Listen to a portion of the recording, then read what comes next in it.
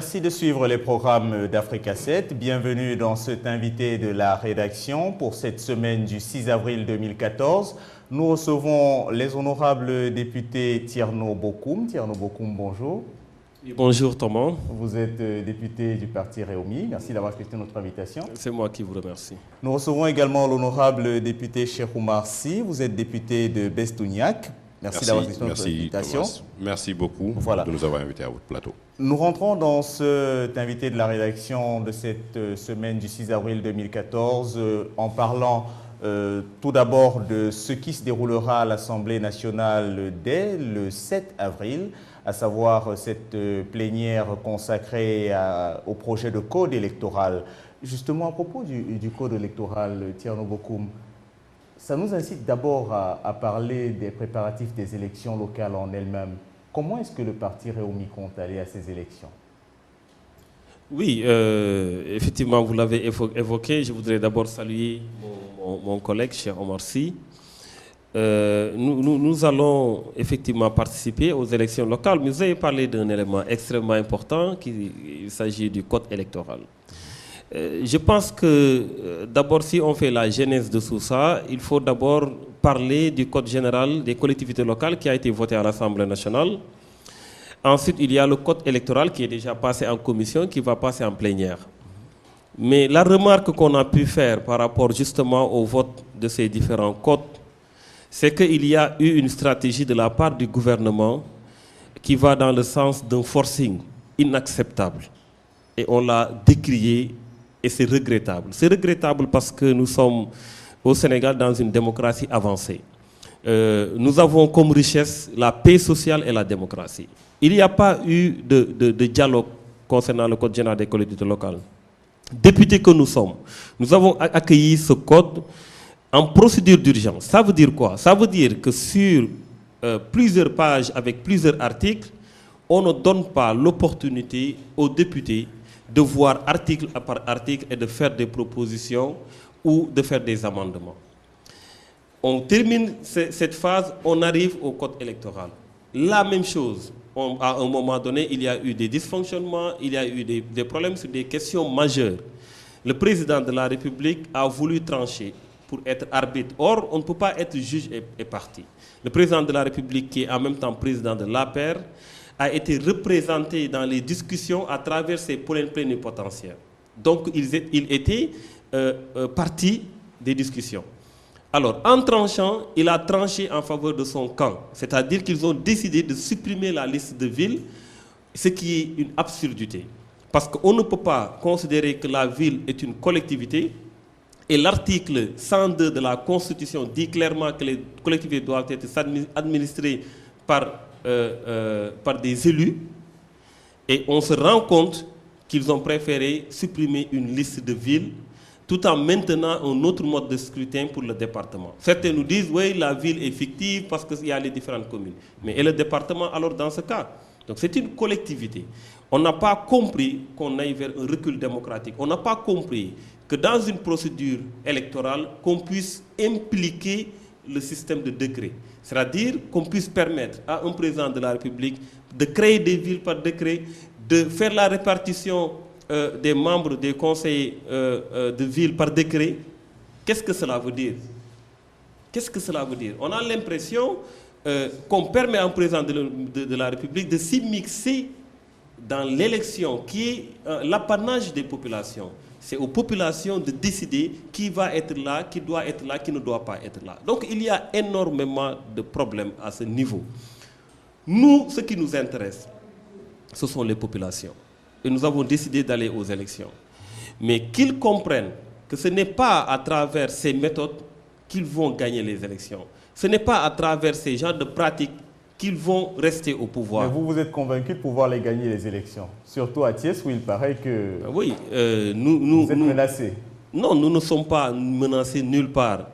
Encore une fois, la question fondamentale, ce n'est pas par rapport à nos adversaires et autres. Nous nous concentrons sur les besoins des populations. Et dans chaque collectivité, nous allons travailler dans des coalitions pour satisfaire aux besoins des populations. Et c'est ça le plus important. Bon. Alors, honorable Cheikh Oumar Sy, par rapport justement à ces réformes D'abord, dans l'agenda du début de semaine, par rapport à tout ce qui touche au code électoral, vous approuvez ce que l'honorable Tierno Bokoum qualifie de passage en force? Je vous remercie Thomas et je salue mon collègue Tierno Bokoum. En ce qui concerne le code, en fait, moi je l'ai dit, j'ai des réserves. Déjà, nous, on n'a pas participé aux discussions. Vous êtes sans savoir que nous n'avons pas pu participer parce qu'on n'a pas reçu notre récépissé. Et j'ai eu à le signifier au ministre de l'Intérieur. Mais sur le code, dans le code, en général, il y a beaucoup d'articles que nous devons discuter d'abord en tant que parlementaires. Prendre le temps de nous approprier les différents articles et légiférer dans le temps. Je l'ai dit aussi au ministre, c'est-à-dire qu'on ne peut pas amener des procédures d'urgence tout le temps et nous demander à nous, parlementaires, en 3 ou 4 jours d'adopter ces textes-là. Je n'ai pas voté l'acte 3 de la décentralisation, je l'ai dit au ministre de l'Aménagement aussi, qu'on ne peut pas comprendre, en fait, que pour des actes qui vont vraiment concerner la nation, dans le temps et dans l'espace, qu'on puisse légiférer en moins de 3 jours ou 4 jours. Donc il faut donner le temps au temps pour pouvoir poser ces actes-là qui nous concernent tous en tant que citoyens. Mais venant de l'honorable Tierno Bokoum, on pourrait comprendre parce que le parti Réumi est dans l'opposition. Mais a priori, Bestouniak est proche du pouvoir. Oui, mais nous avons voté avec dans le cadre de notre alliance avec Benno Bokk Yakaar, pratiquement 95% du budget. Mais sur des questions essentielles comme l'acte 3 de la décentralisation ou le code électoral, nous avons notre opinion. Ça ne veut pas dire que nous, en tant qu'alliés, nous sommes alignés. Nous avons notre propre point de vue.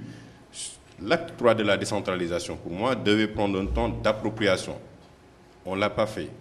Et aussi, Abdou Diouf, du temps du président Abdou Diouf, on a pris 4 années pour mettre en place l'acte 2 de la décentralisation. On amène l'acte 3 de la décentralisation sans faire l'évaluation de l'acte 2 de la décentralisation. Ça pose problème.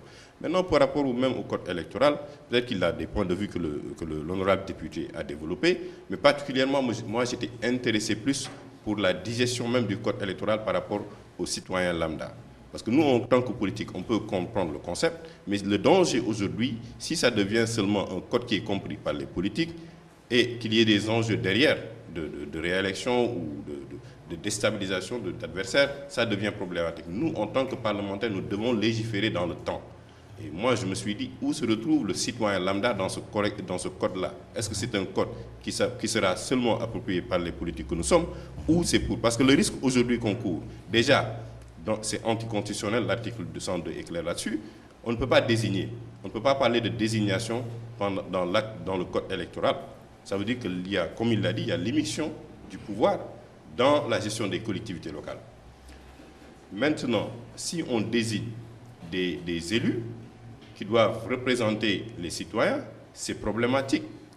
Je l'ai dit, c'est antidémocratique. Et on va se retrouver aujourd'hui avec moins de citoyens et citoyennes sénégalaises qui vont participer à l'élection de leur maire. Parce que s'ils ne comprennent pas le dispositif, déjà ils décrient beaucoup les politiques, et s'ils ne comprennent pas le dispositif électoral, ils vont dire tout bonnement, nous on ne va pas aux élections pour élire nos maires. Mais de façon simple, justement, après cette décision, après que le président, justement, a tranché, la presse a dit le président a tranché en faveur de l'opposition, donc en votre faveur. Pourquoi vous vous plaignez, Tierno Bokoum, alors que, vraisemblablement, la position présidentielle s'alignait sur les demandes du Parti démocratique sénégalais, entre autres? Cela ne reflète pas la vérité. Ce qui s'est passé est très clair. À un moment donné, il y a véritablement un désaccord sur le mode de scrutin. Le pouvoir avait mis l'accent sur la majorité, par contre l'opposition avait mis l'accent sur le proportionnel. Alors, la société civile qui prend part au débat a proposé une solution en disant allons maintenant vers 45-55, c'est-à-dire 55 pour le proportionnel et 45 pour la majoritaire. Alors, le gouvernement effectivement a pris en compte la proposition de la société civile, mais n'a pas pris en compte la proposition de l'opposition. Donc il faut que cela soit très clair. Ensuite, les divergences, c'était justement par rapport à la liste de villes. C'est vrai qu'il y a eu le mode de scrutin. Ils ont préféré se ranger au niveau de la société civile. Ça ne dérange pas, mais la liste de villes, quand même, c'est un problème. Pourquoi est-ce qu'ils voudraient donner justement une spécificité par rapport à la ville. Alors que dans le Code général des collectivités locales, ils disent que lorsque la ville prend les contours du département, on maintient la ville. Ça veut dire que la collectivité de référence, c'est le département. Si on considère que la ville, c'est la même chose que le département, pourquoi est-ce qu'on devrait mettre un mode de scrutin différent de celui du département? Ça veut dire qu'il y a juste une orientation purement politicienne et une vision purement politicienne de l'affaire. C'est juste une volonté de vouloir empêcher certains d'émerger. Et c'est ça qui est inacceptable. Quand on met en place des lois, on pense à la postérité. On ne pense pas à l'élection qui va venir. On pense aux Sénégalais dans leur ensemble. On pense à tout simplement protéger les acquis démocratiques. On pense à justement gagner davantage de démocratie à travers des actes purement démocratiques. Mais on ne peut pas, juste parce qu'on a des visées politiques, légiférer et engager tout un peuple parce qu'on amène ça à l'Assemblée nationale qui vote en procédure d'urgence pour tout simplement régler des problèmes de nombrilisme. C'est-à-dire des problèmes liés à une personne qui veut tout simplement rester majoritaire, qui veut tout simplement gérer des questions politiques. C'est inacceptable. Votre position est comprise. Mais pendant qu'on parle justement du fait que l'on interdise ou que l'on essaie d'empêcher certains d'émerger, est-ce que le parti Réumi a pris position sur cette affaire du récépissé de Bestouniac? Parfaitement, c'est aussi inacceptable. On ne peut pas aujourd'hui, à l'ère où on parle de démocratie, à l'ère où on parle de liberté, vous vous rendez compte, les élections locales, la société civile ou les candidatures indépendantes ne sont pas permises. Alors, quand on crée un mouvement citoyen, on considère qu'on doit concourir au suffrage, on dit on va être en accord avec la loi, on préfère déposer un récépissé, avoir un parti. On vous refuse d'être candidat indépendant, on vous refuse d'avoir un parti. Où est-ce qu'on est? C'est inacceptable. On ne peut pas refuser à Bestouniac son récépissé. Parce que c'est aux populations de désigner, c'est aux populations de choisir. On ne doit pas leur dire les règles du jeu sont là, on exclut certains, il y a certains qui vont être là, d'autres ne vont pas être là. Cher Omar Sy, à propos de cette affaire du récépissé, le ministre de l'Intérieur, Abdoulaye Daouda Diallo, vous a simplement demandé de laisser l'administration travailler de manière paisible. Vous êtes quand même des républicains, vous respectez les institutions. Oui, effectivement, nous sommes des républicains. On respecte les institutions. Mais je crois que le ministre, et ça pose le problème du débat de l'accès à l'information. Aujourd'hui, nous pouvons saisir le ministre pour lui demander exactement où se trouve notre récépissé, ou même la procédure, ça bloque à quel niveau. C'est-à-dire que l'accès à l'information pose un problème ici. Vous demandez au ministre, mais monsieur le ministre, qu'est-ce qui se passe avec le récépissé de Bestouniac? Vous n'avez pas de réponse. Ça fait plus de presque un an maintenant. Il dit qu'il y a 52 partis politiques. Je suis d'accord, mais Bestouniac a participé à des élections. Nous avons 4 députés et nous avons 6% de l'électorat. C'est-à-dire qu'on n'est pas novice sur l'échiquier. Et comme on le dit aujourd'hui, on ne peut pas aussi dire aux gens que le président de la République est désigné, il peut être d'une candidature indépendante. Mais le maire ne peut pas l'être. Bestouniac ne peut pas aller aux élections locales en tant que parti indépendant. Ça pose un problème. Parce que comme je le dis, on peut être politique et essayer de briguer le suffrage au niveau local. Mais vous pouvez avoir des gens qui sont compétents, qui ne font pas de la politique, mais qui vivent dans leur localité et veulent participer à l'émergence de leur localité. Et ça constitue un blocage. Moi, je l'ai dit, je suis pour les candidatures indépendantes. Il faut que le jeu soit clair et qu'on laisse les gens compétir par rapport à leur proposition de programme au niveau de leur localité. Bon, le ministre, on a eu des discussions, on a eu des échanges par la presse, par voie interposée. Mais ce que je dis aujourd'hui, en démocratie, on ne peut pas accepter, après avoir combattu un régime, que ces mêmes méthodes soient utilisées contre des partis comme Bestouniac. C'est inadmissible à moi. Je pensais que cette situation était révolue. Mais le vivre aujourd'hui, en 2014, c'est problématique pour Bestouniac. C'est une question de principe. Rapidement, vous en êtes où avec votre plan d'action que vous aviez annoncé lors de la conférence de presse? On est en train de sensibiliser tous les partis politiques, les chefs religieux et aussi les ambassades pour leur dire voici la situation. On a eu dernièrement des échanges avec le ministre, il a donné des garanties. Nous restons à l'écoute. Mais ce que je dis aujourd'hui, Bestouniac ira aux élections. Ça, c'est clair. Mais c'est un principe qu'on défend aujourd'hui. C'est un principe que tous les partis qui doivent se présenter, tous les gens qui veulent se constituer en parti politique, mais qu'on leur donne ce droit-là. Maintenant, on peut discuter après sur les partis politiques, sur le financement des partis politiques, sur comment éclairer le champ politique. Ça, c'est un débat qu'on doit poser. Parce qu'on a 224 ou presque 230 partis politiques. Ça ne peut pas continuer. Les élections locales vont coûter 9 milliards aux contribuables. Donc, il faut, à un moment donné, poser ce débat sur la table et discuter réellement des partis politiques au Sénégal et comment réduire le champ et avoir des idéologies claires, une participation de tout un chacun aux élections, mais de manière très démocratique.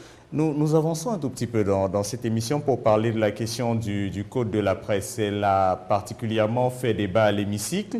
À propos du code de la presse, est-ce que vous faites partie des anti-codes de la presse, honorable Cheikh Oumar Sy? Je ne pense pas qu'il y ait des anticodes de la presse. En tout cas, à entendre certains députés, le débat s'est posé sur la dépénalisation. C'est le principal point d'achoppement entre les parlementaires et certains et avec la presse. Aujourd'hui, je dis, mais si la presse propose un code que j'ai vu, un excellent code, la dépénalisation ne peut pas vraiment constituer pour eux un problème. On peut l'enlever et avancer avec le projet. Mais le problème aussi, c'est que le secteur aujourd'hui, dans le secteur journalistique, comme je le dis, mais on peut être attaqué de tous bords. Il n'y a pas de garantie, le champ journalistique n'est pas clair. Donc, quand on dit dépénaliser, je suis d'accord, mais il faut avoir tous les mécanismes derrière pour protéger le citoyen. Si je suis attaqué le matin, par voie de presse, aujourd'hui, pour moi, légitimement, ça pose problème pour que je puisse me défendre. Donc aujourd'hui, si je porte plainte, on me dit il a sorti un article sur Cheikh Oumar Sy. Maintenant, on ne peut pas l'amener en prison, on va juste sanctionner. Mais est-ce que cette sanction-là me suffit ou pas? Donc je pense que la discussion est là, mais le code, il est excellent, je l'ai vu. Mais sur ce point principalement, je ne pense pas honnêtement que ça va avancer si on maintient la dépénalisation dans le code de la presse. Thierno Bokoum, votre leader, M. Idrissa Seck, a souvent été l'objet d'articles, selon certains, ou d'attaques, selon d'autres, par voie de presse. Votre position à propos de ce code de la presse?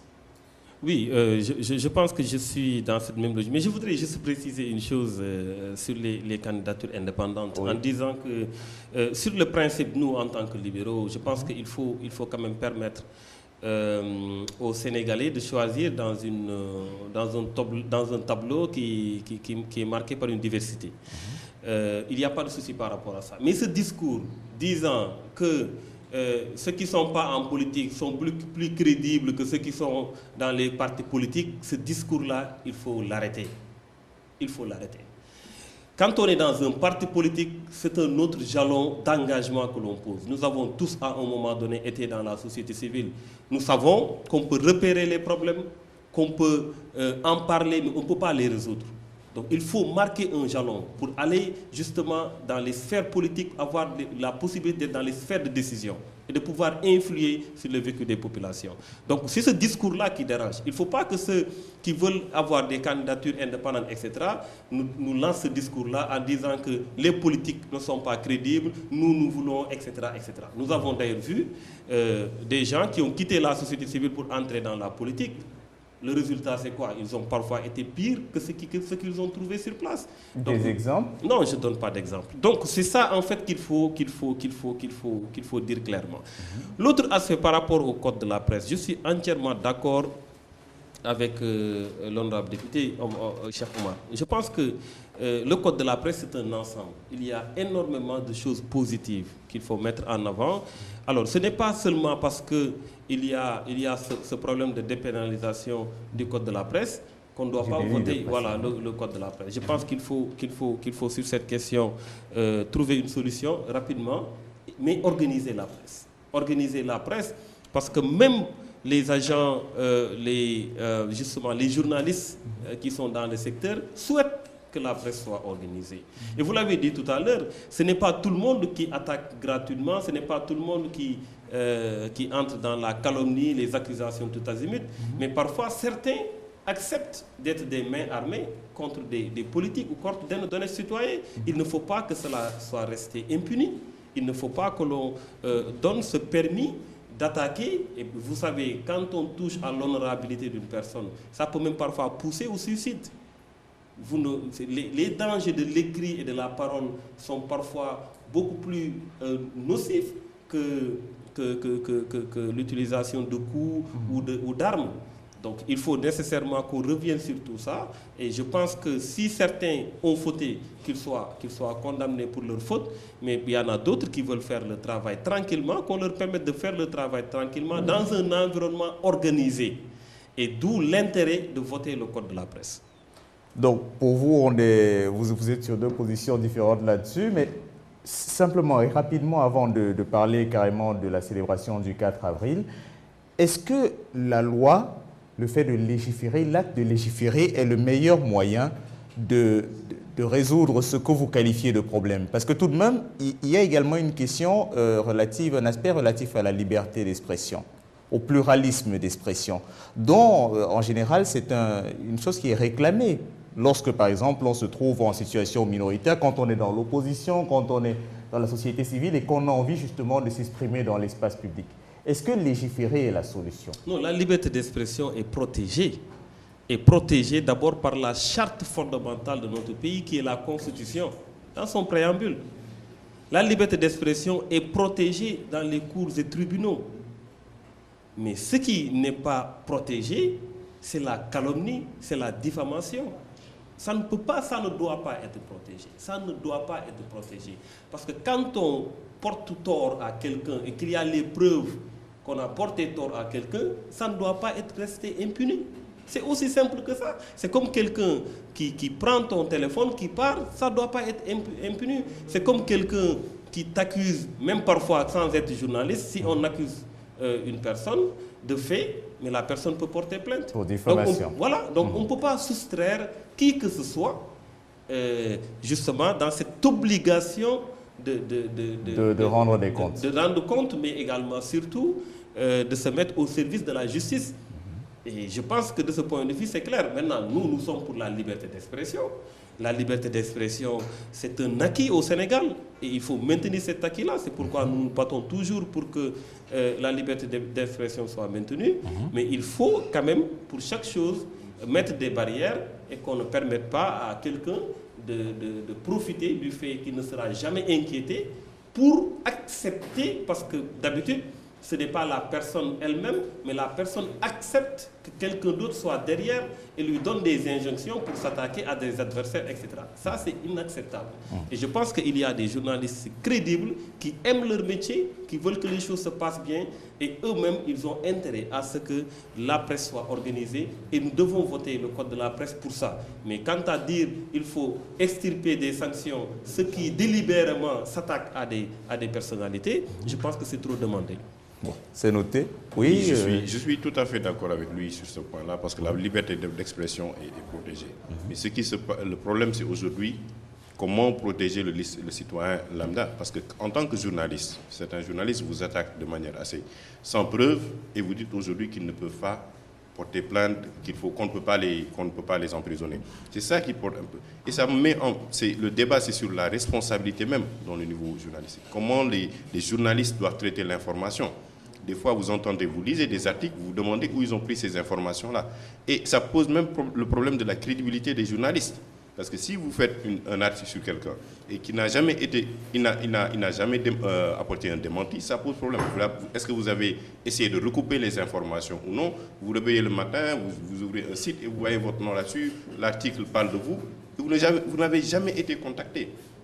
C'est ça un peu le problème. Et c'est ça la crainte de certains en disant, non, si on enlève l'aspect de dépénalisation, ça va être vraiment le branle-bas.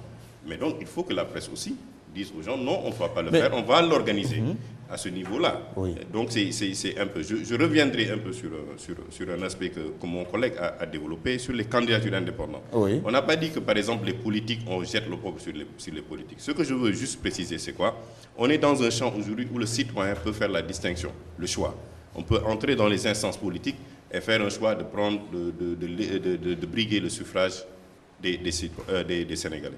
Mais on peut aussi, à travers les candidatures indépendantes, faire de sorte que d'autres puissent participer au développement du pays. Je ne pense pas que c'est jeter le pauvre aux politiciens, mais c'est surtout aussi, vraiment, aujourd'hui, je pense que, honnêtement, à l'heure actuelle, quand on parle d'avancée démocratique, même pour le maire, ça devait être un suffrage universel direct, qu'on connaisse exactement, que le citoyen connaisse exactement je vote pour qui. C'est des principes simples en démocratie et les partis politiques vont continuer à exister, mais à un moment, si quelqu'un se sent assez libre de dire que je peux participer dans le champ politique et dans la gestion de ma collectivité locale, moi je crois que c'est démocratique. C'est les électeurs, eux, qui vont décider qui va diriger ou qui ne va pas. Qui ne va pas diriger. Alors, l'on a célébré le 4 avril, le 54e anniversaire de l'accession du Sénégal à la souveraineté internationale. Le thème retenu cette année, c'était Force de défense et développement économique. En vous écoutant, honorable député Thierno Bokoum et cher Oumar Sy, on a véritablement l'impression que l'on est de plus en plus dans une république qui se barricade. Cet accent mis sur les forces de sécurité, vous qui agitez le couperet législatif sous la gorge de la presse, est-ce que en écoutant simplement le thème retenu pour cette célébration du 4 avril, vous percevez également ce tour de vis donné en termes de liberté? Oui, il n'y a pas eu de couperet sur la gorge de la presse. Je pense qu'on a été très clair. Ce combat que nous menons, beaucoup de journalistes le mènent en disant que nous aimons notre métier, nous voulons vraiment que ça soit organisé. Je pense que tout le monde souhaiterait, par exemple, nous aurions souhaité qu'à l'Assemblée nationale, que ça soit organisé davantage, qu'on mette en avant les intérêts des populations, plus que les intérêts d'un parti politique, etc. Donc ça, c'est un souhait. Et nous, si nous pouvons aider, nous aiderons. Moi, fondamentalement, je pense que les forces de sécurité et de défense, si on prend l'exemple de l'armée, etc., dans un État, c'est important. Ce qu'on pourrait appeler même des forces dissuasives. C'est-à-dire, on ne peut pas être dans un environnement comme l'Afrique de l'Ouest, où il y a énormément de conflits, et ne pas être armé, et ne pas avoir une armée moderne, une armée dotée justement de moyens de défense. C'est important. Qui veut la paix prépare la guerre. Qui veut la paix prépare la guerre. Vous savez, même partout dans le monde, beaucoup se dotent d'armes chimiques et tout ça. Je ne pense pas qu'ils ont comme ambition de lancer ça dans quelques peuples que cela puisse être, mais c'est juste d'imposer l'équilibre de la terreur. C'est important. C'est important qu'on montre dans notre pays qu'on a une armée forte, une armée professionnelle, une armée prête à défendre le peuple sénégalais. C'est important dans le contexte ou dans l'environnement où nous nous trouvons, où en dehors même des pays, il y a des rébellions, il y a des djihadistes, il y a énormément de forces obscures qui se déplacent de territoire en territoire et qui peuvent être tentés justement d'essayer de conquérir le territoire sénégalais. Donc je pense que de ce point de vue, c'est une très bonne chose par rapport au gouvernement de mettre l'accent sur ça, sur la sécurité. On ne peut rien faire sans la sécurité. Sans la sécurité dans un pays, un investisseur ne va pas mettre ses sous. Sans la sécurité dans un pays, on ne peut pas travailler en paix. Donc la sécurité, c'est la base de tout. C'est un besoin extrêmement important qu'il faut satisfaire. Au moins, vous êtes d'accord avec le régime en place là-dessus? Ben oui, on est parfois d'accord sur le peu de choses qu'ils font de bien. Donc, on est d'accord sur ça. Il faut renforcer l'armée, il faut renforcer la police, il faut renforcer la gendarmerie. C'est pourquoi, d'ailleurs, la force de proximité, l'agence de sécurité de proximité, c'est une aberration. Ces jeunes-là, qu'on nous trouve autre chose, ils ont besoin de travail. Ils ont besoin de travail. Il ne faut pas profiter de l'environnement de manque d'emploi pour dire, voilà, on va vous orienter quelque part. Ils sont le plus souvent des maîtrisards, des licenciés, des diplômés, qui peuvent être casés ailleurs. Mais renforçons les forces de sécurité et de défense qui restent des professionnels. Mais dans le discours du président de la République, l'agence de sécurité de proximité était citée également. Oui, c'est ce que je dis. Il faut renforcer la police qui manque de matériel et de moyens humains, de moyens de matériaux, de moyens financiers, de moyens humains. Et vous savez, un policier peut travailler.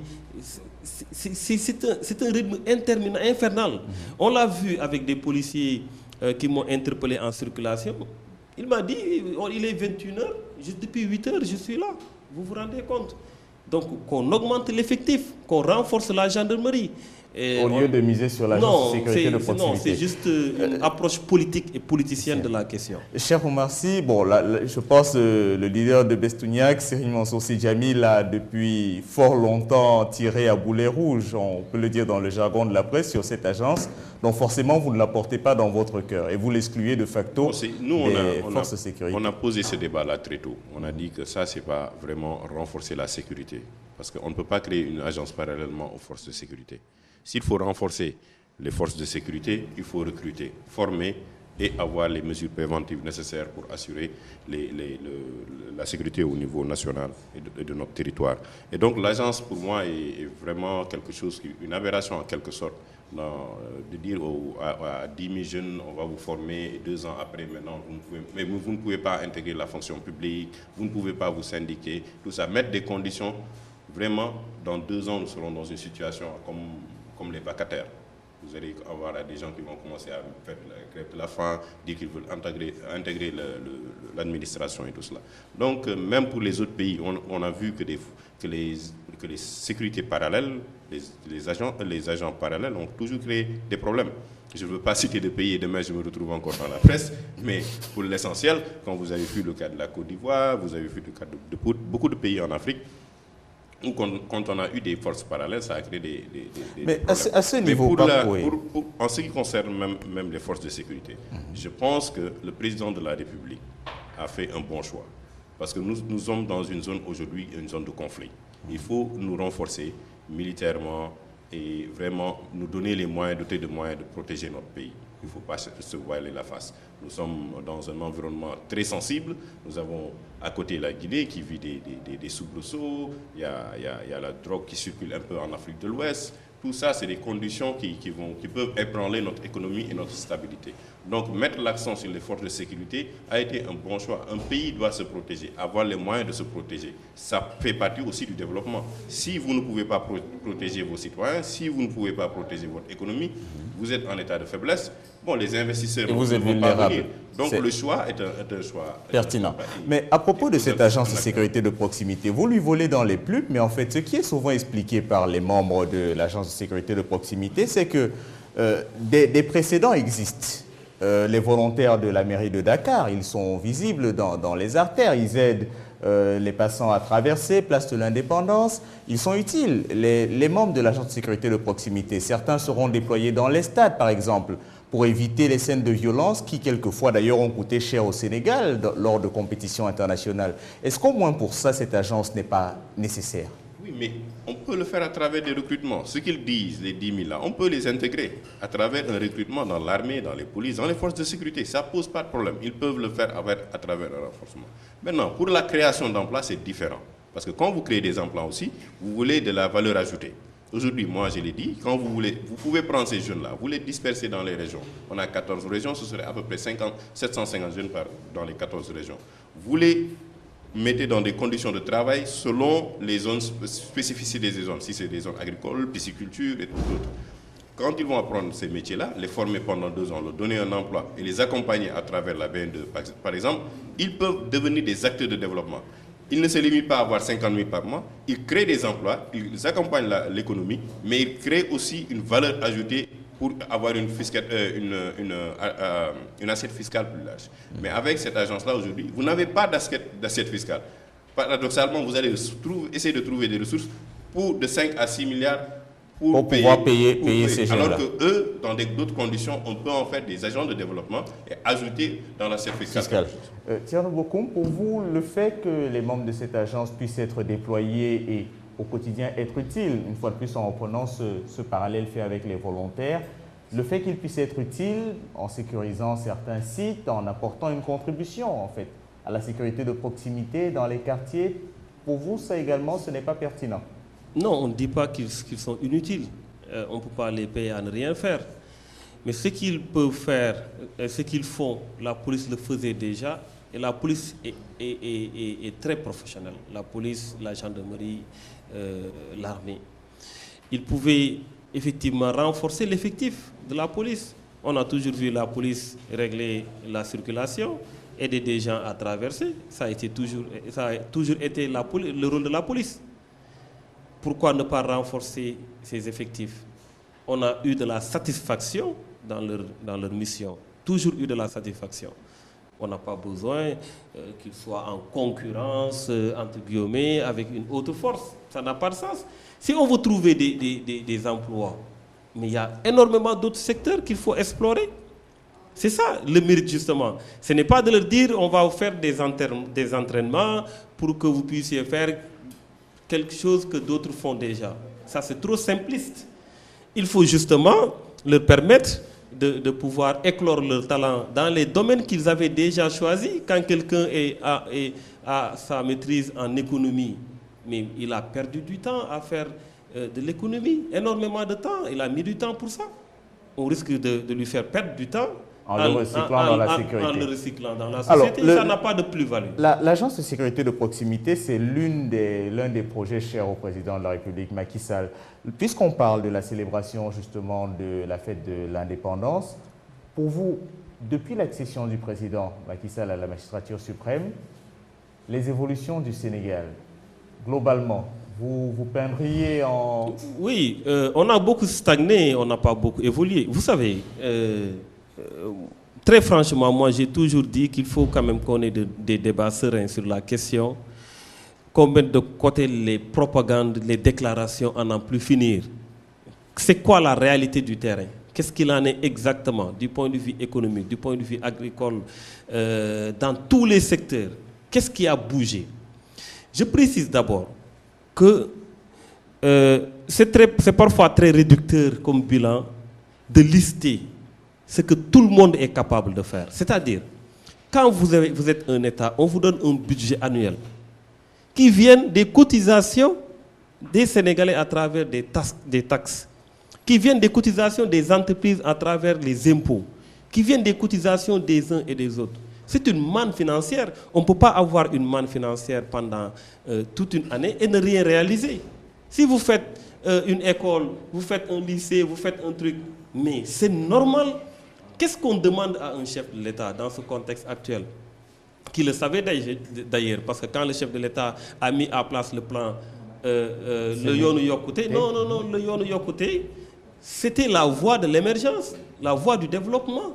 Ça veut dire qu'on n'est plus dans de la maintenance, qu'on n'est plus à voir comment absorber ces fonds qu'on nous donne, qu'on nous alloue chaque année, mais comment ajouter, faire de la plus-value, faire en sorte que les choses aillent de l'avant dans tous les secteurs, qu'on sente que ça se développe. Qu'est-ce qui a été fait depuis lors? Prenons cas par cas. Si on prend l'emploi, qu'est-ce qui a été fait?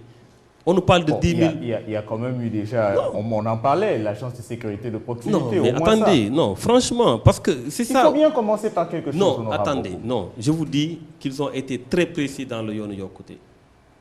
Ils avaient été très précis dans le Yoonu Yokkute. Ils avaient parlé de 30 000 projets qu'ils devaient financer. Ils avaient parlé, disons, de la mise sur pied du CAPSU à hauteur de 120 milliards. Ça n'a pas été fait. Tout ce qu'ils ont dit, rien, absolument rien n'a été fait.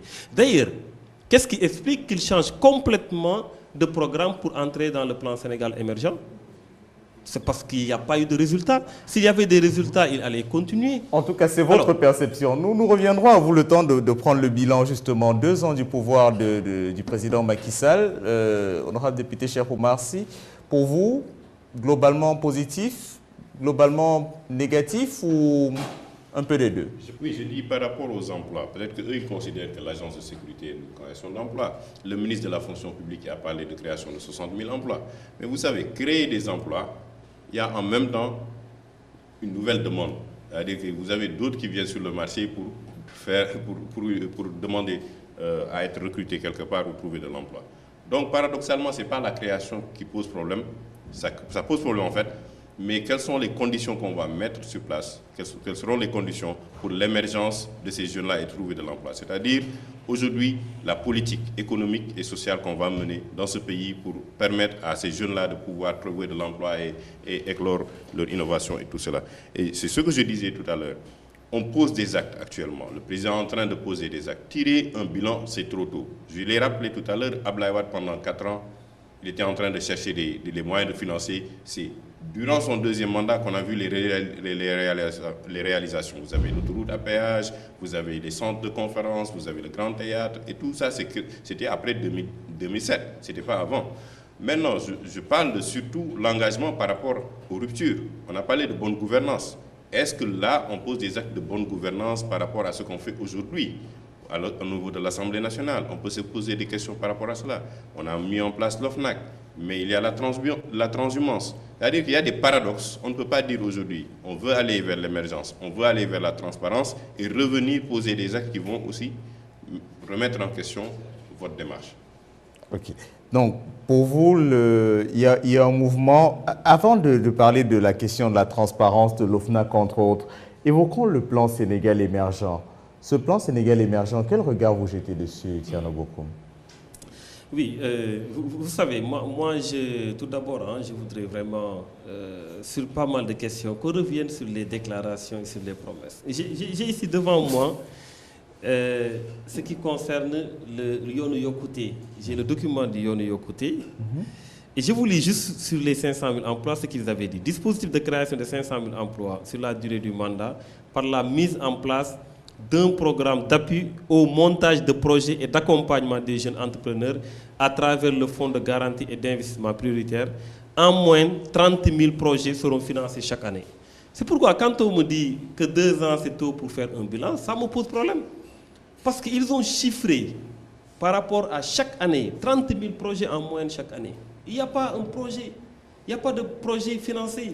Ce qui a été expliqué ensuite, c'est qu'ils n'avaient pas conscience de l'ampleur des dégâts commis selon eux par le régime du Parti démocratique sénégalais. Non, ça c'est des histoires. Écoutez, première chose, attendez, je vous explique. Première chose, Macky Sall a été avec Abdoulaye Wade 8 années sur 12.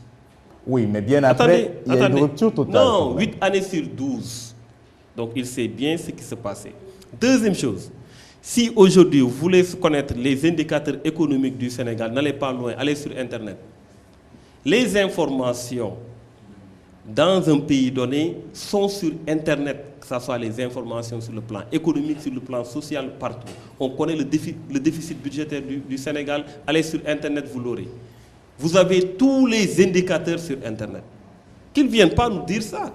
Ils l'ont commencé en disant que les caisses de l'État étaient vides. C'est absurde. Qui connaît comment fonctionne l'État, comment fonctionne le budget, on ne peut pas déclarer que les caisses de l'État sont vides. C'est des prétextes. On ne peut pas, sur la base de prétextes, justifier le défaut de résultat. Oui, mais on pourrait vous objecter que c'est parce que vous n'êtes pas encore à la magistrature suprême que vous le dites. Oui, non, je continue sur ça, sur le PSE. Mon collègue met l'accent sur le fait qu'il n'y a pas de réalisation.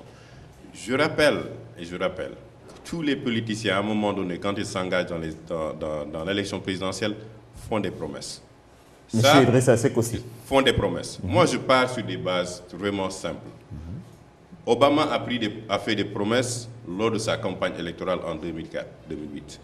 Il est venu au pouvoir, il s'est rendu compte que Guantanamo Bay ne peut pas être fermé du jour au lendemain. Pourtant, il avait promis de fermer. Pourtant, il avait promis de le fermer à la première année. C'est comme ça, c'est les engagements entre la réalité. Maintenant, peut-être qu'ils ont pris des engagements vraiment... À la limite, vraiment, c'était impossible de les réaliser. Parler de 30 000 emplois, de 500 000 emplois, alors que les conditions de cette création n'existent pas au Sénégal.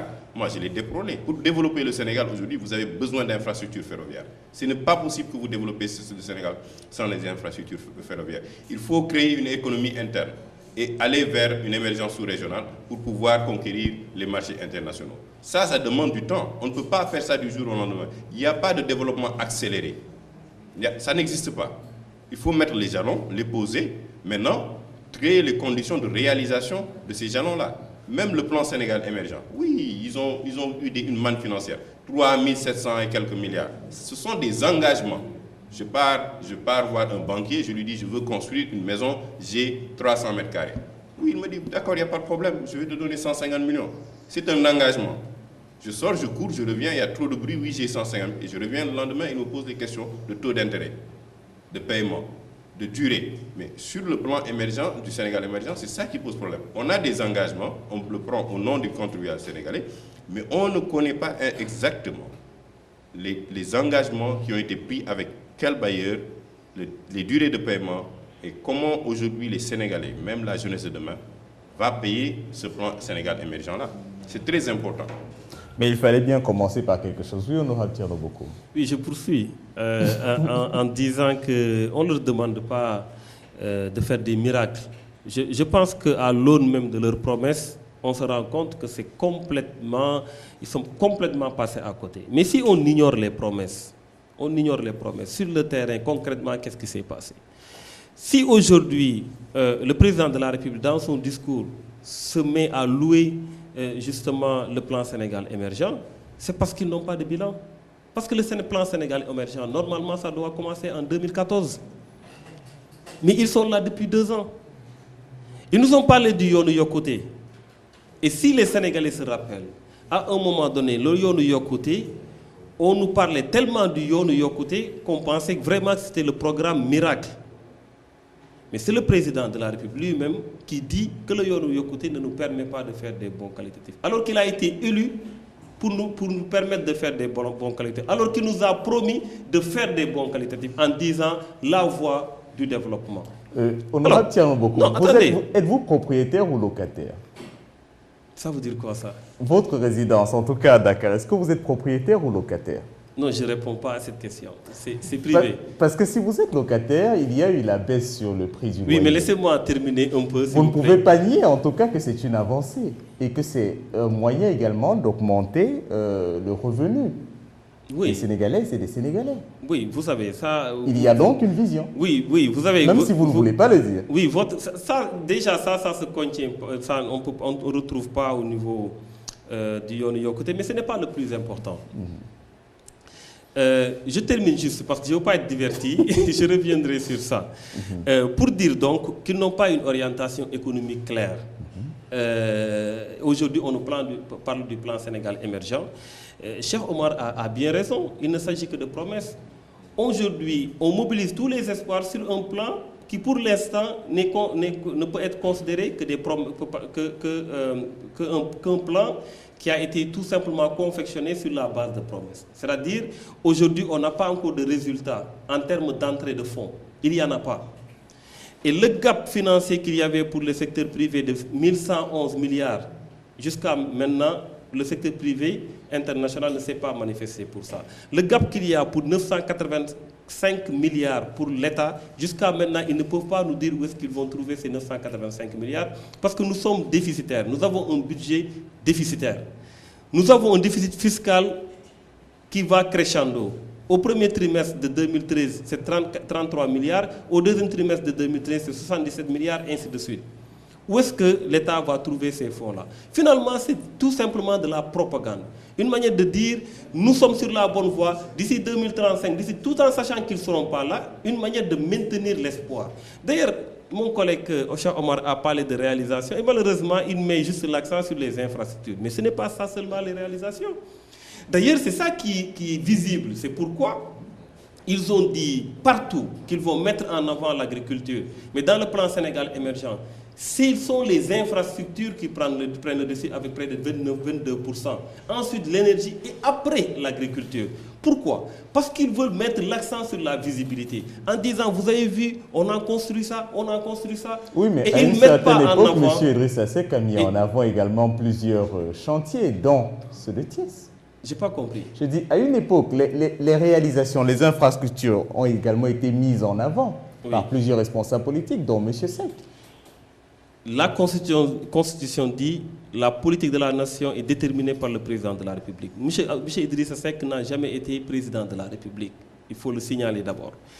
La deuxième chose que je termine très rapidement est que l'agriculture qui pouvait nous permettre de nous développer, je pense que mon collègue en a parlé tout à l'heure, aménager la vallée, faire en sorte qu'on ne reste pas seulement sur une agriculture pluviale, qu'on puisse cultiver durant toute l'année. Tous ces efforts-là qu'on doit faire, je pense qu'on pourrait se concentrer sur ça. On ne dit pas qu'il a une baguette magique pour changer les choses, mais qu'on sente que ça avance. La morosité économique aujourd'hui, il n'y a pas d'industrie dans ce pays-là. Comment on peut développer un pays sans industrie? Les ICS, ça risque de tomber. Honnêtement, si ça avançait, est-ce que vous l'auriez reconnu, vous que vous êtes? Mais j'ai reconnu tout à l'heure l'effort au niveau des forces armées, ça ne nous coûte rien. De toute façon, ce qu'on reconnaît, ce qu'on ne reconnaît pas, les Sénégalais peuvent en témoigner. Mais ce qu'on n'accepte pas, c'est qu'on essaie de tromper les Sénégalais en délivrant des messages biaisés, en délivrant des messages qui n'ont absolument rien à voir avec la vérité. C'est ça qu'on n'accepte pas. Sur les loyers, je pense qu'il y a ce qu'on appelle une baisse administrative des loyers. L'État ne donne pas de contrepartie financière. L'État ne met pas en place, disons, des mesures d'accompagnement. L'État ne met pas en place des mesures qui puissent permettre de diminuer la fiscalité ou de diminuer les matériaux de construction. L'État fait quoi? L'État décrète une diminution. On ne décrète pas une diminution dans un marché. Vous savez pourquoi? Ça va être respecté par certains, ça ne va pas être respecté par d'autres. Mais même si c'est respecté par certains, ils auront la possibilité d'augmenter après, parce qu'on va aller vers la spéculation. L'État doit prendre ses responsabilités et exiger les bailleurs d'aller vers le calcul de la surface corrigée. C'est à partir de ce moment qu'on peut savoir s'il y a spéculation ou pas. Quand quelqu'un spécule, il y a déjà une loi qu'on n'a pas besoin de créer, qui est déjà existante, c'est la loi de 1981, qui dit clairement qu'il faut sanctionner ceux qui spéculent au niveau des... Mais il n'y a pas de calcul sur la base de la surface corrigée. De façon simple, honorable Thierno Bokoum, est-ce que les prix du loyer ont baissé, oui ou non? Non, ce n'est pas une bonne question, ça. Parce que, non, ce n'est pas une bonne question, parce que nous ne voyons pas, justement, c'est ça qu'on évite. On ne veut pas, par rapport à un contexte donné, donner des résultats. On veut, lorsqu'on prend des décisions... Parce que si vous refusez de le dire, moi je connais des gens qui ont témoigné que leur loyer a baissé. Cher Marcy, est-ce que... Oui. Non, si vous refusez de le dire, c'est comme si vous vous attendez que je dise quelque chose. Ce que je dis clairement, c'est que si on doit mettre en place une loi, on doit penser à l'avenir. On ne doit pas penser à l'élection qui va venir. C'est-à-dire, le locataire n'est pas protégé. Toi ou quelqu'un d'autre qui est locataire actuellement, la loi s'applique sur les loyers en cours. Excuse-moi de te tutoyer, mais si vous sortez de votre loyer, mais vous faites face à la spéculation. Le locataire qui fixe son prix, qui n'a pas de contrat en cours, fixe le prix qu'il veut. Mais l'État peut mettre fin à ça en faisant en sorte qu'on aille vers le calcul de la surface corrigée. Mais l'État ne le fait pas. Qu'est-ce que l'État fait? L'État dit, les locataires, vous êtes plus nombreux, regardez-moi, l'essentiel est que j'ai tout fait pour qu'on diminue, votez pour moi. C'est en toile de fond ce qu'il y a. Il ne règle pas le problème parce qu'on va aller vers une spéculation. Et ça a commencé. Moi, des gens m'ont saisi pour me dire que le loyer est encore beaucoup plus cher. Parce que certains qui se sont débrouillés pour attendre que la loi soit votée pour ensuite déterminer le prix, ils l'ont déterminé en tenant compte d'une éventuelle baisse. Parce que l'État s'est immixé dans des relations entre l'offre et de la demande. Il fallait être beaucoup plus professionnel en utilisant le calcul de la surface corrigée et en imposant aux bailleurs de respecter la loi. Parce que la loi dit déjà qu'il faut le calcul de la surface corrigée. Mais en mettant en place une loi qui ne tient pas compte du calcul de la surface corrigée, vous savez ce qu'ils font? Ils légalisent ce qui était illégal. Maintenant, on peut fixer les loyers sans être obligé d'aller vers le calcul de la surface corrigée. C'est une question extrêmement... Mais c'est très dommage. Il ne faut pas qu'on soit dans du populisme. Il faut dire la vérité aux Sénégalais. Nous vous avons compris, honorable Thierno Bokoum. Cher Omar Sy, pour vous, en termes de bilan, cette baisse annoncée sur le prix du loyer, parce que certes, l'honorable Thierno Bokoum affirme qu'il ne connaît personne qui lui ait dit que son loyer est baissé, mais au moins on peut témoigner.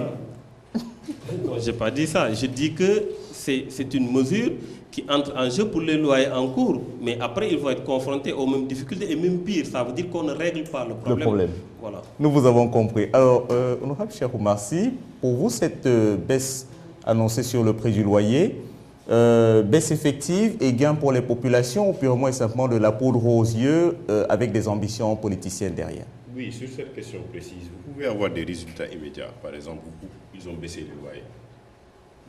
L'agence des statistiques dit qu'il y a vraiment eu un gain avec les baisses des loyers. C'est bon, comme je l'ai dit tout à l'heure, c'est des actes qu'on pose. Maintenant, il faut faire la suivi et l'évaluation.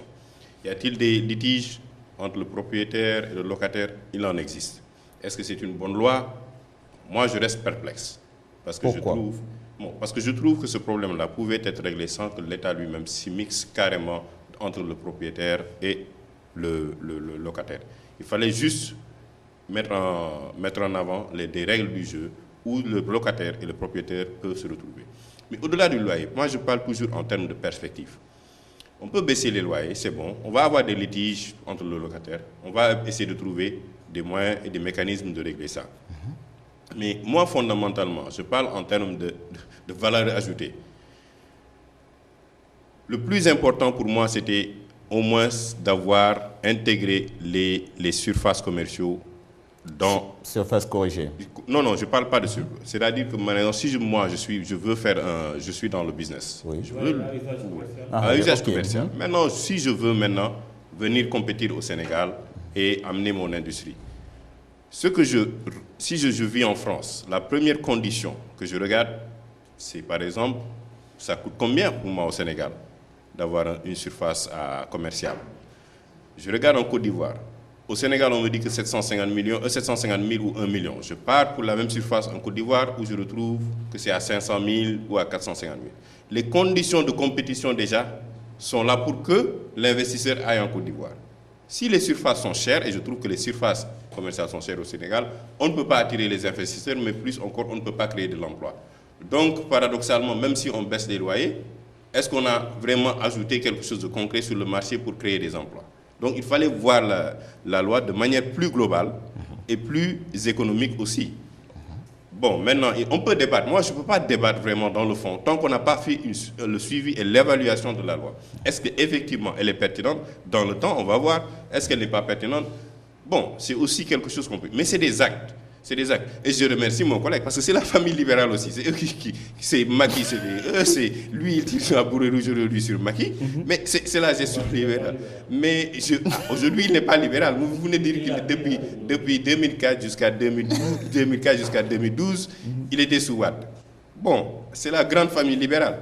Maintenant, ça repose la question de la gestion familiale libérale. Est-ce que c'était la gestion la plus appropriée ou non? Est-ce qu'il y a une vision et tout ça? Bon, je taquine mon collègue. Mais c'est la réalité. Depuis que le PS est parti, on a eu Abdoulaye Wade. Aujourd'hui, on a Macky qui est sorti du front du PDS.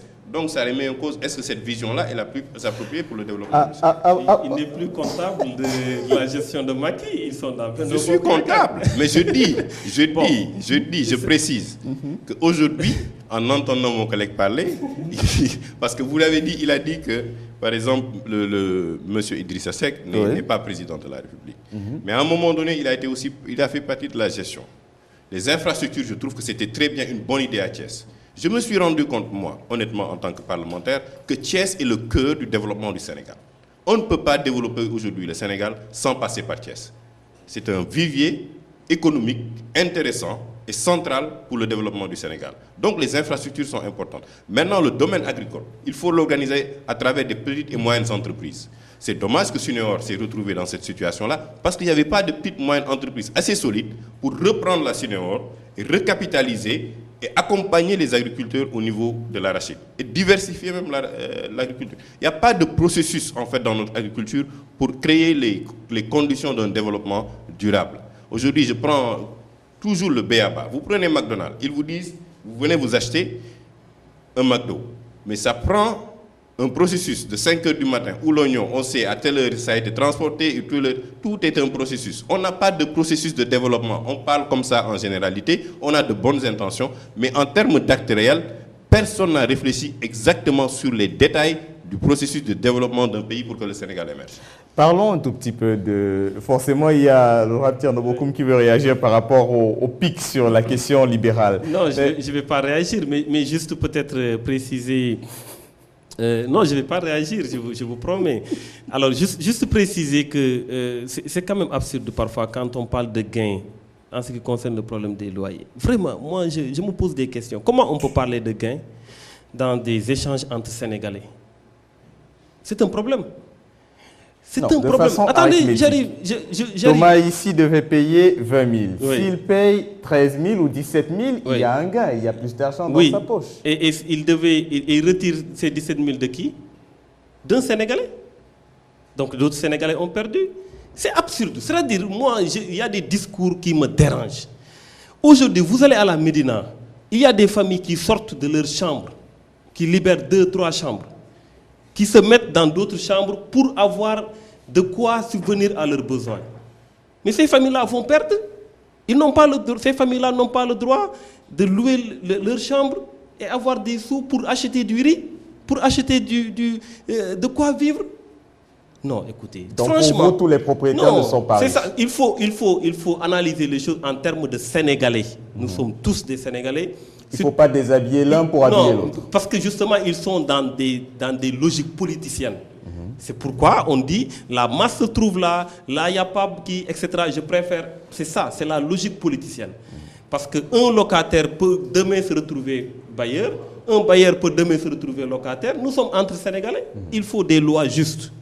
Il faut des lois justes et durables dans le temps, qu'on ne puisse pas faire des lois pour des élections locales qui vont venir, tout en sachant que la spéculation va revenir. Ensuite, prendre ses responsabilités. L'État a la responsabilité d'augmenter l'offre, de mettre en place des logements sociaux à outrance, que les gens puissent avoir des logements sociaux à Dakar. L'État a la responsabilité de réduire la demande en fixant les populations dans leur localité. Les projets sont déjà en cours dans ce sens. Mais justement, c'est ça qu'il faut mettre en avant, des projets, pas des projets de grande envergure, on l'a vu. Qu'est-ce qui se passe aujourd'hui?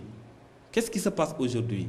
Ce qui se passe, c'est que avec la catastrophe qu'il y a eu dans la commercialisation de l'arachide, mais beaucoup de Sénégalais de l'intérieur vont quitter l'intérieur pour venir à Dakar être des marchands ambulants. Ils sont obligés parce qu'ils n'ont pas vendu leur arachide.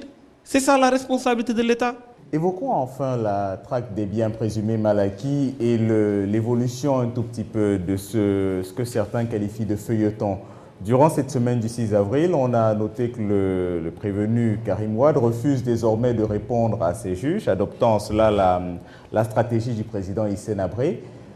Votre regard sur cette traque des biens présumés mal acquis, Thierno Bokoum? Oui, je pense que sur cette question, nous avons été vraiment constants sur notre position de dire qu'il y a une obligation de rendre compte pour quiconque qui a eu à gérer les deniers publics. C'est une obligation. Et nous sommes totalement contre la médiation pénale. Nous pensons que s'il y a des preuves que quelqu'un s'est enrichi sur le dos des populations, qu'il rembourse totalement, intégralement. Ça, c'est une position de principe. L'autre position de principe, c'est qu'il faut qu'on respecte les libertés. Il faut qu'on respecte les droits. Je pense qu'aujourd'hui, pour ce qui concerne le cas Karim Wade, il a une stratégie de défense. Il y a ce qu'on appelle le droit de la défense. Tout le monde peut avoir sa stratégie de défense. Mais ce qu'on dit très clairement sur cette question, si l'État n'a aucune preuve que M. Karim Wade soit relâché, on ne peut pas, par des mises en demeure à n'en plus finir, retenir une personne. Si ce qu'il a dit dans sa déclaration est avéré, ça veut dire depuis sa mise en demeure jusqu'à maintenant, il n'y a pas un élément d'instruction. Ils n'ont pas instruit. Ça veut dire qu'ils le retiennent comme ça. Si c'est le cas, c'est inacceptable. Moi je pense qu'il faut, j'ai l'habitude de le dire, il faut toujours légiférer et rendre la justice en tenant compte de la postérité. Parce que ceux qui sont aujourd'hui au pouvoir peuvent se retrouver dans la même situation demain. Il faut qu'au Sénégal, d'une manière définitive, que les questions liées à la justice, les questions liées aux lois, qu'on les respecte au nom du peuple sénégalais et non au nom de ses intérêts propres. Et je pense que sur la question, que tous ceux qui sont accusés, en dehors de Karim Wade, il y en a beaucoup, qu'on fournisse les preuves. J'ai trouvé désolant qu'on nous dise que c'est 4 000 milliards qui se sont envolés. C'est des chiffres précis. On ne peut pas dire 4 000 milliards et ne pas nous désigner les 4 000 milliards. Qu'on ne nous dise pas que ça prend du temps. Non, quand on parle d'un chiffre, c'est parce qu'on a identifié le montant quelque part. Peut-être on peut se dire, ça se trouve dans tel compte, il faut enclencher une procédure pour pouvoir récupérer l'argent. Mais on ne peut pas dire comme ça, 4 000 milliards, 700 milliards, sans avoir des preuves. C'est des accusations gratuites. Et c'est ignoble, c'est une ignominie. On ne doit pas accuser des gens gratuitement. Maintenant, s'ils ont des preuves qui les montrent et que la personne soit jugée et sanctionnée, Et ça, c'est une question de principe qui est immuable. Et je pense fondamentalement, aujourd'hui, ils ont intérêt à ce que les choses soient éclaircies. Parce que, si ce n'est pas le cas, s'ils ont fait miroiter aux populations ces milliards et ça, qu'il n'est absolument rien du tout. Le retour du bâton. Le retour du bâton sera là. Le retour du bâton sera là. Ça sera inacceptable qu'on nous dise que non, nous avons des problèmes parce que certains ont pris l'argent, l'ont amené quelque part au bout de la procédure, qu'on nous dise qu'il n'y a rien du tout. Non, dans ce cas, ils vont nous entendre. Ça, je peux vous le dire. Mais bon. Alors, honorable Cheikh Oumar, si à propos de cette affaire Karim Wade et de cet aspect de la stratégie de défense, on a également eu droit le 4 avril en quelque sorte à un discours à la nation prononcé par l'ancien ministre Karim Wade, certes par écrit. Votre regard sur cette actualité judiciaire? Vous savez, fondamentalement, moi, le cas Karim Wade entre dans un cas global. C'est-à-dire que c'était une demande sociale pendant les élections que les citoyens ont dit que ça suffit. On a détourné beaucoup de deniers publics. Il y a eu beaucoup d'analyses et de discours et de débats sur les deniers publics qui ont été détournés par des ordonnateurs et des ministres et tout cela. Je pense fondamentalement que l'erreur, et que je l'ai dit souvent, c'est d'avoir très tôt communiqué un chiffre. Et de faire croire aux Sénégalais que la région va devenir Dadaar.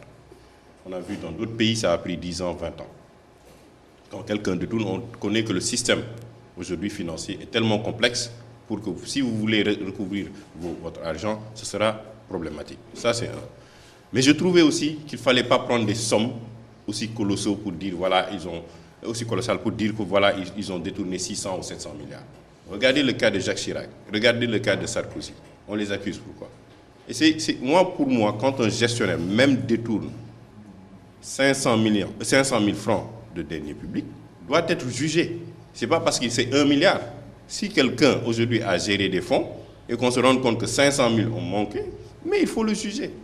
C'est ça, ils ont essayé d'élever la barre très haut, alors qu'il y a des principes très simples. Moi, je ne peux pas comprendre aujourd'hui, on fait croire aux Sénégalais, si vous ne détournez pas des milliards, bon, ça va, hein? C'est très bien. On ne va pas vous inquiéter. Mais si vous détournez... mais le détournement, ça commence d'abord par des sommes vraiment... dérisoires. Et la personne devient de plus en plus gourmande. Aujourd'hui, moi, je dis quelque chose clairement. Si l'État n'est pas en mesure de donner des preuves, qu'on le libère. Qu'il reste ici au Sénégal, même si c'est assigné à domicile, le temps qu'ils fassent leurs enquêtes. Ça, ce n'est pas un problème pour moi. Et c'est dommage parce que ça a un impact aussi sur notre pays. Ça a été fait sous Wade, aujourd'hui c'est sous Macky, demain peut-être c'est sous quelqu'un d'autre. On doit arriver à un moment pour nous dire, en tant que Sénégalais, ça suffit. Et c'est bien aussi dommage de voir que chaque fois nos présidents s'exilent. Abdou Diouf est parti, Senghor est parti, Abdoulaye Wade est en France actuellement, demain peut-être Macky. Je veux être dans un pays où je suis capable de voir mon président comme quelqu'un, on voit comme Obama aux États-Unis, aujourd'hui Bill Clinton ou les autres présidents dans les autres pays. Ils ne s'exilent jamais. Et ça, c'est bien dommage. Il n'y a pas pire insulte pour un pays que d'avoir été gouverné par quelqu'un pendant une vingtaine d'années ou une dizaine d'années et que cette personne-là aille dans un autre pays, résider là-bas et coucher là-bas et dire voilà, je suis sénégalais. Non. Rapidement là-dessus, justement, sur cette question de la traque, vous évoquiez l'historique un tout petit peu des mêlées judiciaires et des enquêtes. À l'époque, justement, le leader du parti Réumi avait lui aussi fait l'objet d'enquêtes.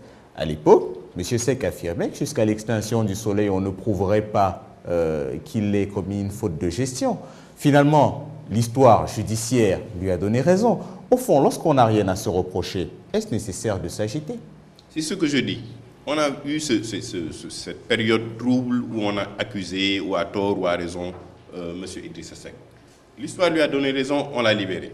Si aujourd'hui, on est dans cette même situation, qu'on libère Karim et qu'on avance, parce qu'on a besoin de travailler. Il ne faut pas aussi que l'on maintienne ce feuilleton-là éternellement sur la tête des Sénégalais. A-t-il volé? Oui. Les sommes sont là, sont palpables, vous avez des preuves? Oui. Aujourd'hui, l'État continue de dire qu'il faut que Karim nous donne les preuves. J'ai assisté à un débat où M. Doudou Ndoye dit que la CREI n'existe pas. Que la loi là existe, mais la Cour elle-même n'existe pas. C'est lui qui était à l'origine et il l'a ramené à l'Assemblée nationale, on l'a supprimé. C'est un débat qui existe. Je ne sais pas si c'est vrai. Il y a deux positions totalement opposées sur le sujet. En tant que Sénégalais, on doit discuter dans le fond et dire, on doit mettre les jalons pour protéger les deniers publics. Qu'est-ce qu'on fait avec ces gens-là? On n'a pas de preuves, on les libère. On a des preuves, on les accuse. Mais on ne peut pas toujours parler dans les journaux, retrouver ce débat-là éternellement. Pour moi, ça n'a aucun impact dans le développement du pays. Honorable Thierno Bokoum, par rapport à cette affaire de la traque, justement, est-ce nécessaire de s'émouvoir aujourd'hui lorsqu'on sait qu'il y a eu des procédures qui ont été menées? On citait tantôt le cas de M. Seck. Les procédures ont été menées, la justice a son temps. N'est-ce pas, le plus simple n'est-il pas de laisser la justice travailler sereinement? Oui, vous savez, quand on fait des accusations, il faut que ça se repose sur des preuves. Ceux qui sont emprisonnés dans l'histoire du pays ou dans tous les autres pays et qui sont innocentés après, ont subi un préjudice. Idrissa Seck a fait 199 jours en prison, dans des conditions extrêmement difficiles. Est-ce que les gens savent ce que prison veut dire? Moi, j'ai fait quelques jours en prison, sous Wade, après une manifestation. Je sais ce que cela veut dire. Aïdara Sylla, il a été retenu près d'une année. Après, on lui dit quoi? On te fait une amende de 10 millions. Il ne pouvait pas le faire au début et le laisser partir. Le temps de la justice qui Mais n'est pas quel le temps de la médiatique. justice? Écoutez, quand quelqu'un prend des chèques qui ne lui appartiennent pas, ça appartient à Abdoulaye Wade qui a même repris son argent. Il est maintenu en prison alors qu'il n'a pas les chèques, il n'a pas l'argent. Ça veut dire quoi? Si c'est une fraude douanière, qu'on fixe une amende directement et qu'il soit libéré. Qu'on pense à des gens qui ont de la famille, qui ont des parents, on les laisse croupir en prison. Pourquoi? On n'aurait pas accepté qu'on le fasse pour Macky Sall, on n'aurait pas accepté qu'on le fasse pour quelqu'un d'autre, qu'on soit juste. Si Karim Wade ou quelqu'un d'autre, qui que cela puisse être, parce qu'il faut voir l'affaire pas du point de vue personnel, mais du point de vue... Au niveau des principes, comme vous le dites depuis. Oui, c'est que quand quelqu'un est reproché d'une chose, qu'on nous montre les preuves, qu'on instruit le dossier. Je l'ai dit dans le cas Baragay, on l'a amené en correctionnel, confier le dossier à un juge d'instruction, qui prend son temps, qui a 6 mois. Alors que s'il s'agit juste d'une déclaration, lors du procès, on nous a juste mis une déclaration. Pourquoi instruire sur une déclaration? Est-ce qu'on a besoin de voir des trucs pour une... Non, on va en flagrant délit, on juge le gars. S'il est condamné, on le met en prison. S'il n'est pas condamné, il rentre chez lui. C'est comme ça la justice. Et c'est dommage. On ne peut pas continuer dans ça. On ne peut pas continuer à maintenir des pères de famille en prison pour après les libérer sur des choses qui ne reposent sur rien du tout. Et je le dis, ceux qui prennent les deniers publics ou ceux qui accusent des personnes de prendre des deniers publics publiquement et qui disent qu'ils doivent de l'argent aux Sénégalais sont aussi coupables, aussi responsables que ceux qui prennent effectivement les deniers publics. On ne peut pas faire miroiter les Sénégalais qu'il y a des milliards qu'on va amasser qui vont vous permettre de régler vos problèmes et être incapable de donner la moindre preuve. Ça, c'est inacceptable. Il faut le dire. S'ils avaient dit qu'il y a des soupçons, qu'on va faire des enquêtes, mais qu'ils prennent les dispositions de faire les enquêtes, les gens vont être patients. Mais on nous dit qu'il y a tant de milliards qui sont là. Première mise en demeure, on ne nous montre rien de concret. Deuxième mise en demeure, jusqu'à maintenant, on ne nous parle pas de choses concrètes. S'il y a des choses concrètes, il ne doit pas y avoir de troisième mise en demeure, qu'on l'amène en procès, qu'on le juge. S'il est reconnu coupable, qu'il soit sanctionné. S'il n'est pas reconnu coupable, qu'il soit libéré. Et c'est ça la justice, et la justice doit être là pour tout le monde et transcender les régimes. Ce sera donc retenu. Le mot de la fin pour l'un et pour l'autre, Honorable Cheikh Oumar Sy. Oui, je pense qu'aujourd'hui que le débat est assez intéressant et qu'on a parlé de beaucoup d'aspects, mais j'insiste beaucoup sur l'indépendance des différents pouvoirs. Parce qu'aujourd'hui, le feuilleton de Karim, on peut penser que l'État est derrière. L'exécutif aujourd'hui, le législatif, le judiciaire doivent être complètement...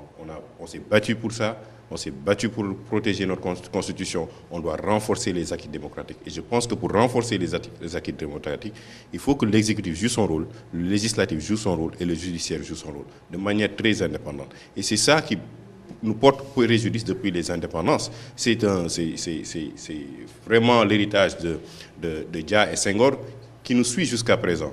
On n'a pas donné les pleins pouvoirs au législatif et nous le vivons à l'interne. Et je crois que ça pose vraiment un débat que nous devons régler à travers le projet de constitution que la CNRI vient de déposer et que l'on avance. Parce que le pays ne peut pas être l'otage de politiques tout le temps, parce qu'il faut développer. On ne sent pas la présence du président Obama aux États-Unis. L'entrepreneur travaille, recrute.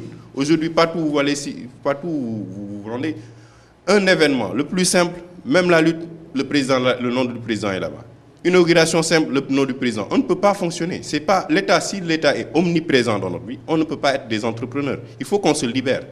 Il faut que l'État joue son rôle de régalien.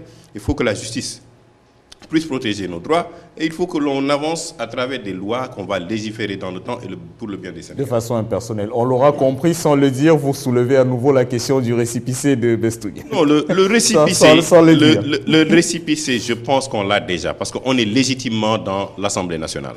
On participe légitimement aujourd'hui, on va participer aux élections locales. On est en train de nouer des alliances pour briguer des mairies.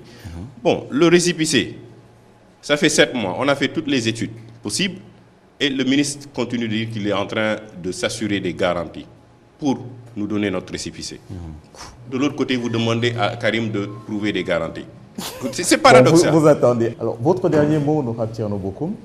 Oui, je voudrais peut-être dire tout simplement que nous devons faire du Sénégal un bien commun qui doit dépasser nos clivages politiques. Maintenir nos acquis, nous sommes respectés un peu partout en Afrique parce que nous avons une démocratie, parce que nous avons une justice. Il y a énormément d'acquis. Ce n'est pas le mérite d'un président de la République, ce n'est pas le mérite de Macky Sall seulement ou le mérite du président Abdoulaye Wade, etc. C'est le mérite d'un peuple sénégalais dans sa diversité. Un peuple qui a toujours montré sa maturité. Et lorsque ce peuple parvient à avoir confiance en un président de la République, le minimum, c'est de maintenir ces acquis-là. Maintenant, de travailler pour aller vers l'émergence. Aller vers l'émergence, d'abord, ça commence par donner confiance aux Sénégalais. Ça commence par leur permettre d'être dans une situation, dans un environnement qui puisse leur permettre d'éclore leur talent. Ça va aller vers l'émergence, c'est de faire confiance à l'homme sénégalais. Et aujourd'hui, il ne faut pas être dans une logique de dire certains sont avec moi, d'autres ne sont pas avec moi, je vais les combattre, ou tout simplement j'ai la possibilité d'avoir des fonds politiques que me vote l'Assemblée nationale et que je peux utiliser pour faire de la politique contre mes adversaires. Les autres qui ont le minimum, je vais les attaquer en justice pour dire qu'ils se sont enrichis, etc., etc. Cette logique politicienne doit être dépassée. Aujourd'hui, le président de la République doit orienter ses efforts pour soulager les populations. Je disais tout à l'heure que c'est inacceptable aujourd'hui, en décembre 2012, que le président de la République puisse prendre 90 millions pour un transfert mortuaire. Alors tout simplement, il a des fonds politiques, il avait déjà pris 10 millions 600 millions des contribuables, 10 milliards 600 millions des contribuables sénégalais. Utiliser cet argent pour soulager les Sénégalais et laisser aux Sénégalais ce qu'ils ont déjà et qui est peu, pour tout simplement renforcer la santé. Aujourd'hui, allons dans les hôpitaux, regardons ce qui se passe, allons à l'intérieur du pays, regardons justement les voies à l'intérieur du pays. On a l'impression que ces gens-là ne font pas partie du pays. Le Sénégal, ce n'est pas Dakar. Arrêtons de mettre en évidence des infrastructures pour dire oui, nous avons fait ça, alors qu'il nous reste d'abord comment payer ça. Il faut qu'on mette en avant ce réflexe de dire qu'on va semer pour récolter. Et pour pouvoir semer, il faut faire confiance à l'intelligence des Sénégalais, qui sauront que vous avez semé pour qu'on récolte demain. Mais ne pas penser seulement à récolter sur du vent, c'est-à-dire à emprunter, à faire en sorte qu'il y ait quelque chose de visible et en surchargeant les Sénégalais qui ne risquent de ne pas pouvoir payer. Et c'est ça qui est dommage. Donc nous appelons vraiment la classe politique dans son ensemble à se concentrer sur le Sénégal, qui est notre pays, qui nous est cher, et nous aimons ce pays-là. Nous souhaiterions que le président de la République fasse en sorte que ce pays soit davantage respecté et maintenir les acquis que nous avons. Bon, on aurait pu évidemment vous dire que vous n'auriez peut-être pas parlé ainsi à l'époque où M. Seck allait rencontrer le groupe consultatif à Paris. Mais bon, ça c'est un autre débat, on aura l'occasion d'y revenir. Bon, vous suiviez l'invité de la rédaction sur Africa 7. Nous recevions l'honorable Thierno Bokoum. Il est député du parti Réumi. Merci à vous. Nous recevions également l'honorable Cheikh Oumar Sy, député de Bestouniac. Vous nous suiviez grâce à la collaboration technique de tous ceux qui sont de l'autre côté de la caméra, entre autres Mamousman Tala, Mamadou Diallo, Sanoussi Sané. Remerciements également à Ibnou Oumar Ba, sans oublier notre réalisateur Youssou Thiam. Agréable suite de programme à toutes et à tous sur Africa 7.